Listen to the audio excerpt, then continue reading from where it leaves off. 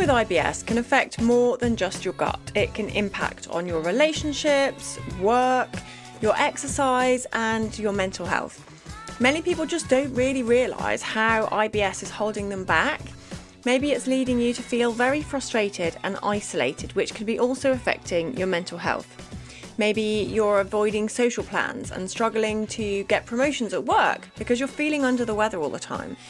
Also, feeling anxious about food can just be overwhelming. So in today's episode, I'm going to be exploring how IBS might be limiting you in ways you hadn't yet considered, and let's think about how you can take control.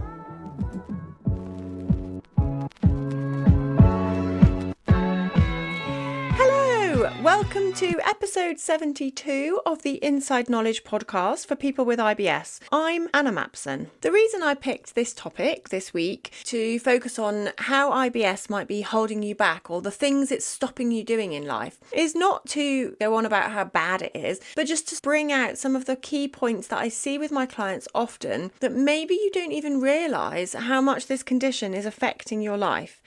And I will talk a bit in each of the sections I want to cover about some of the things that make it easier and some of the things you can try at home. I suppose this episode is not going to be packed full of tips, but I also wanted to do it to reach out and just show you that I do understand how you feel, because I work with people who have this condition all the time. Everyone I work with has IBS, and so I have these conversations day in, day out, and I really understand the context of how IBS makes you feel. And I suppose I just wanted to let you know that you're not completely alone, because there are so many people with IBS all over the world who have the same issues as you. And these are the types of things I hear frequently in my clinic. I'm going to start with relationships. And one of the biggest areas that I hear people talk about the most is not being able to go out with friends for dinner or go to a friend's house because you are worried about what's going to be served up and about how that's going to affect your digestion. It can also affect things like not wanting to stay over at people's houses or go away for the weekend, especially if you're going to have to share a bathroom with people you don't particularly know very well. Maybe you're going to be going on a hen do and you're just petrified at the thought of having to share a bathroom with somebody you don't particularly know, or to go and stay at a friend's house overnight, you'd be worried about using their loo. So how this might translate is, in the back of your mind, you're thinking, I don't really want to have to go through that experience. So instead, what I'll do is think up reasons why I can't really go, or just not appear excited about the plans when you're talking to your friends. Staying over at a romantic partner's house as well can be really challenging when you have IBS. I remember someone I worked with a few years ago who really wanted to stay at her boyfriend's house, but she was just so worried about the excessive gas that happened overnight. She was worried that she would fart in her sleep and he might hear, or she was worried about it being really loud when she used the toilet in the morning. And so it was putting her off, like taking the relationship forward, because she was so worried about him finding out. And at that sort of stage in the relationship, she didn't really want to have to talk to him too much about her IBS. So those two situations were, I suppose, for new people that you don't really know so well, and maybe just wanting to not engage or not take the relationship a bit further forward. But the other dynamic is when you have family members who've known you obviously for years and years. You're very comfortable together, but maybe they always see you as the fussy one, or like, what can't she eat now, in and out this week. You know, you have those kind of dynamics with your family who can be quite upfront, I mean in some families anyway, and just quite open, and that can be pretty challenging as well to navigate. So sometimes people don't really understand why certain foods are in or out, and why you can sometimes tolerate foods but actually you've had a flare up, so you don't necessarily want to have fish and chips this weekend, or you actually don't want to have any cake because you're just avoiding those kind of foods for a while. It can be really challenging. The way that IBS can affect your relationships is it either can hold you back from like actually taking part in events and showing up to take part in relationships, or it can also affect you just in a way that you are kind of holding something back from people that you spend time with, people that you love and that love you.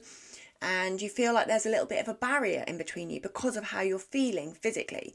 And actually that sort of brings me on to the next area that I wanted to talk about, which is when you are at work, and especially if you have to go into the office or your workplace, because there's also a lot of things that can hold you back if you have IBS.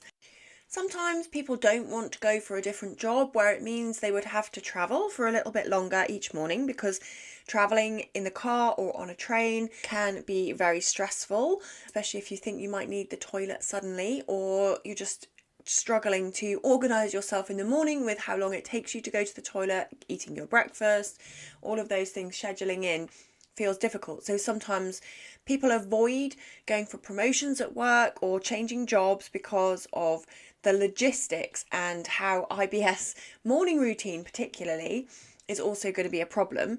But the other thing at work that often holds people back from fully showing up and presenting their best selves at their job is things like access to bathrooms at work. I did a survey about a year ago where I asked people what their experience was like with toilets locally in their workplace, and some people said they didn't really have freely access to the toilet. So maybe you're in a call centre or something where you are not free to just get up and move around whenever you want. That can be really anxiety inducing for people who have IBS. Then even if you do have free access to the toilets, it can be really challenging if they're open bathrooms and you're worried about the smell, you're worried about the noise. This is things that people I work with really struggle with when you have to go into the office and the worry of needing to use the toilet at work. I know someone who has been invited on an overseas work trip, flying halfway around the world. They were getting a promotion, and part of the trip is to go and visit employees in a different part of the world. They're very worried about a long haul flight where they could get more constipation, worried about access to safe foods whilst they're away, worried about the change in eating patterns and what that might do to their bowel habits. There's a lot of anxiety that could be wrapped up in an overseas work trip particularly, or even just going on a work away day, anything like that where you're with other people and you want to present your best self, you want to be showing up feeling professional. I have another client who was also really worried about tummy rumbling during a work away day, so was really concerned that everybody would be able to hear their stomach during the meetings or sitting next to them, because that was one of their biggest symptoms, is the gurgly stomach. So it really does affect the way you show up for work, and trying to get acknowledgement of that in your own mind. So actually being conscious about how IBS is stopping you from progressing at work. Maybe it's holding you back from getting a promotion. Maybe it's stopping you from enjoying your time in the office, so you mostly work from home if you can. These are all important considerations, and maybe will feed into finding the right time for you to do something about it. You've also got the way how sometimes when you're feeling under the weather, it can just affect your performance. You're not showing up with your best self, your most shiny, happy, motivated face on, because you're feeling tired because you didn't sleep last night, or maybe you're undernourished because you're not eating enough. All of these things can affect your performance at work. So I guess with both of those two areas, social relationships and your workplace, the tips really are about communication. The way that you would talk with your friends and family about IBS would obviously be very different to how you might talk to your managers. But it is really appropriate to discuss with your employers how you're feeling. It's a physical health condition, and although it's not classed as a disability, it can be very disabling in terms of the pain, the fatigue, just constant need to be near a toilet for some people. So despite the way that you would communicate would be very different, the best way to try and break down some of these barriers is to communicate how you're feeling to your friends and family, and to your colleagues if appropriate, or at least your managers, so that they understand you're not just taking days off for the sake of it, or you're not just avoiding coming into the office because you don't like people. It's because you're not well and you need to have some adjustments made for you, and a good employer will hopefully understand that. But yes, so the communication really is very difficult, but it is the key to getting over these barriers. The next area I wanted to bring up is exercise, and how your IBS might be holding you back from fully engaging in exercise or just enjoying more physical activity. Often people fear a flare-up that causes you to limit how much movement you're getting in a day. It could be that you are worried about passing gas when you're with other people. So that can happen when you're out and you're moving. I know I had a client who was really embarrassed. She loved running with other people and was just worried about the noise of the farting as she was running. And often people are worried about going to a yoga class for the same kind of reasons. Yoga or Pilates, particularly anything that's calming. If you're moving around, sometimes gas can come out and you can be very embarrassed about that or worried about it happening. But the annoying thing is really that exercise actually can help reduce your IBS symptoms in the long run. So once you can find a good IBS friendly workout routine, something that suits you, and whatever suits you is going to be the thing that you can maintain. So it doesn't really matter what kind of movement it is. Walking is great, and I say this a lot, but I really advise you to try and get in a 30-minute walk every day as a minimum. And if you can do more exercise, that's great. But actually, we don't need to do tons of exercise, but just starting from wherever you are and increasing your exercise a bit so that you are moving your body every day.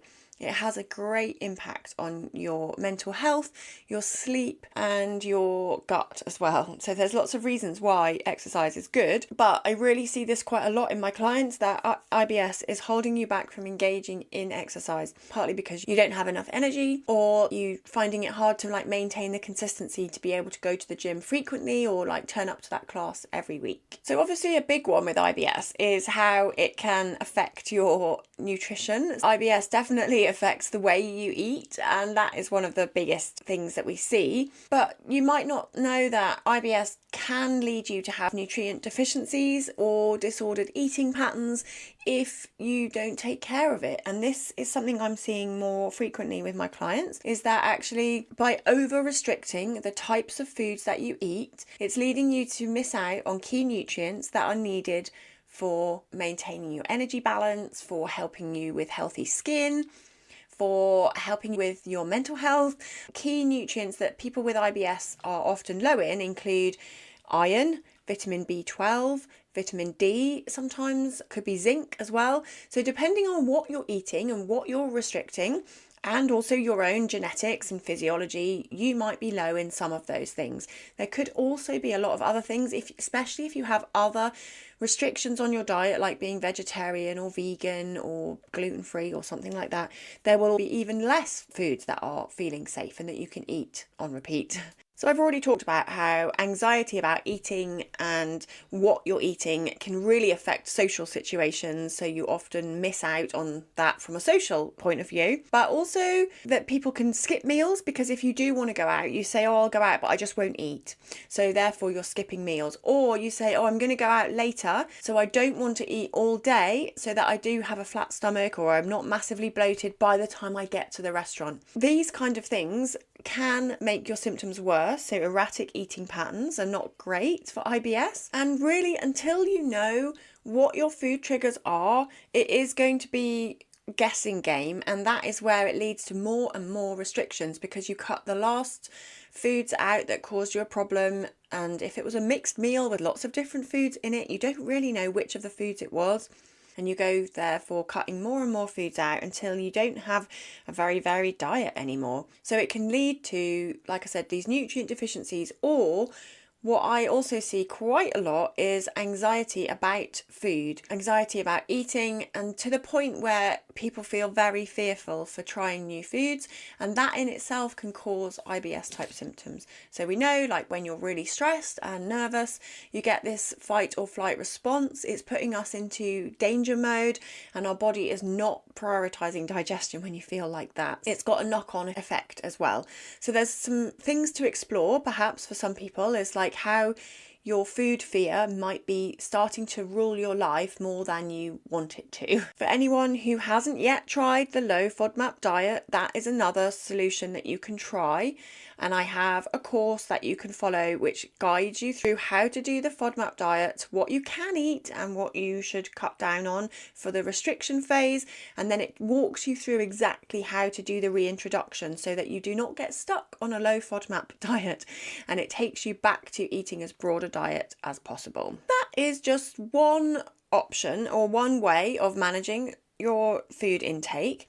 And it can help you around food fear and anxiety about eating, which can then lead to these problems, like I said, of over restricting, constant worrying about your food, and also potential nutrient deficiencies. And actually, worrying and the constant emotional stress is the last area that I wanted to focus on. So the mental and emotional toll of having IBS can be quite significant. It's like a running commentary in your mind, always thinking of the logistics of eating and what it would mean. I was thinking the other day, it's a little bit like, I remember when my kids were young and I used to think about their nap times and when everyone had to eat, and you had to kind of work back from that time. So it's like, oh, if we want to go out to this group, then they need to have had a nap before then. And then, of course, before then, they need to have had their dinner. So I need to get home by this time so I can prepare the meal. And, you're working backwards and like scheduling. The same kind of planning process goes on in the head of people with IBS quite a bit, I find. For example, you might think, oh, tomorrow I need to go into the office, so I want to leave the house at 8 a.m.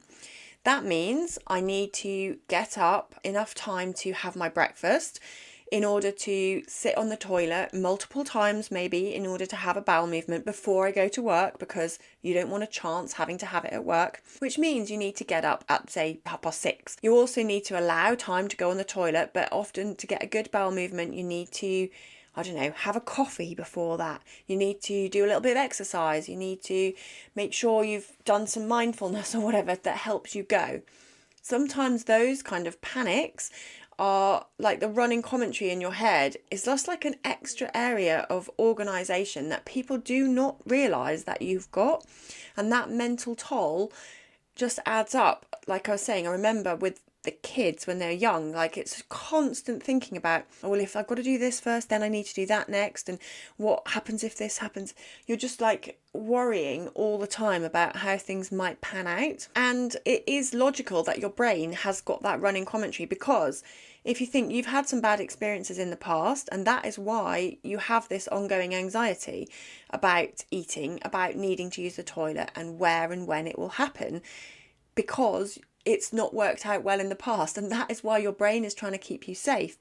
But it's exhausting having that mental chatter in the background, and people don't really realise that you're thinking all of these things, which links into my first point about the impact on your social relationships. We also know that there's a huge overlap between people who have anxiety, low mood, depression, and IBS. There is a really strong gut-brain connection that is linking up our mood and our thoughts to how we are digesting. But also it's kind of more than that. There's an ongoing cycle. So stress can trigger or worsen your symptoms, and then your symptoms can worsen and create more stress and anxiety and feelings of sadness because of the things that you're missing out. The part that IBS is holding you back from in terms of your mental health is feeling calm. It's holding you back from pure relaxation, and it's holding you back from fully engaging and enjoying things because of that ongoing thoughts about how what you've eaten might be causing your symptoms, like constantly trying to get to the bottom of what your issues are, which is very natural. You want to resolve it. But in this episode, I'm trying to think about the ways that IBS is stopping you, or what it's holding you back from doing. And I think what it's holding you back from is living a life with that peacefulness, because you have got a layer of worry and anxiety about the next meal. Is it going to be the trigger? What else could you do? There's this constant feelings of needing to do something to resolve it because it's uncomfortable, it's painful, it's embarrassing. Each of those areas I've talked about, like social relationships, nutrition, exercising, work, and your mental health, all of those things are impacted by having IBS, and probably more things as well, but I just kind of grouped them into those areas. Sometimes they're held back by the fear of what might happen.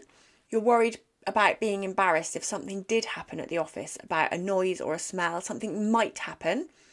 Or you can also be worried about things that are actually happening. And it's also quite good to separate those out when we think about what is actually happening and what might happen, and trying to differentiate between those. Like, is the fear of something happening holding you back, or is the symptoms of IBS holding you back? For example, fatigue, brain fog because you are not eating enough and you're not sleeping well?